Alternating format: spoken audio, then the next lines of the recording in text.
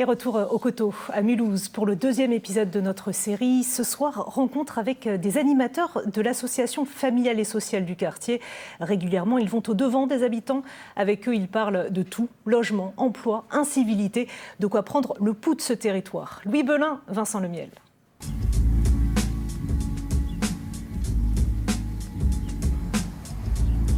Toujours à Mulhouse, toujours au Coteau. Aujourd'hui, on suit Areski Laïb. Il est animateur dans le quartier depuis une trentaine d'années et régulièrement, il part à la rencontre des habitants et de leurs préoccupations. Ça va ? Ça va, Abdoulaye. Ouais, vous allez où là ? Ça va. Oui, ça va. Pour les habitants des Coteaux, il est indispensable. 2 fois par semaine, avec patience, Areski Laïb les écoute, les accompagne et refait le monde avec eux. Sur son chemin ce matin, nounou.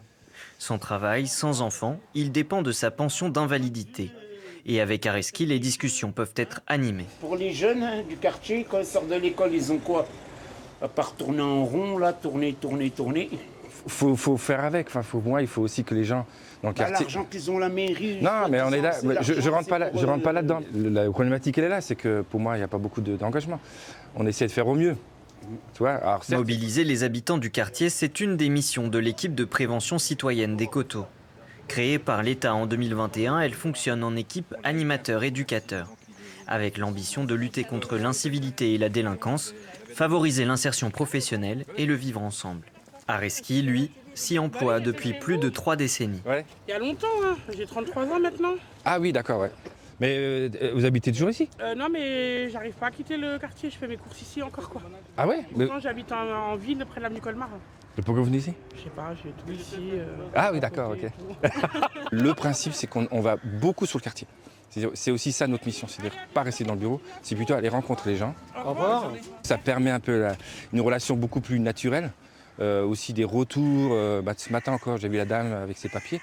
Voilà, ça permet aussi de dire reviens, on verra si on peut faire quelque chose. Mais c'est vraiment on a plutôt une politique des petits pas. Et on a plutôt un retour positif de la part des gens. Parmi les principales inquiétudes des habitants des Coteaux, les relogements et les expropriations liées au programme de démolition, la vétusté des habitations et des infrastructures, mais aussi les incivilités du quotidien. Les gens ne respectent rien. Ils balancent tout et n'importe quoi par les fenêtres, entre autres. Mais ça date pas d'aujourd'hui. Hein. Non, ça date pas d'aujourd'hui. Ouais. Mais c'est de pire en pire. Moi, je suis au Coteau depuis 1995. Et à cette époque, là, c'était une catastrophe.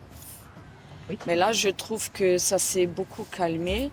Nathalie vante un quartier vert, agréable à vivre, avec peu de voitures. En 2 heures, l'équipe de prévention citoyenne aura échangé avec une quinzaine de personnes, une quinzaine d'histoires différentes.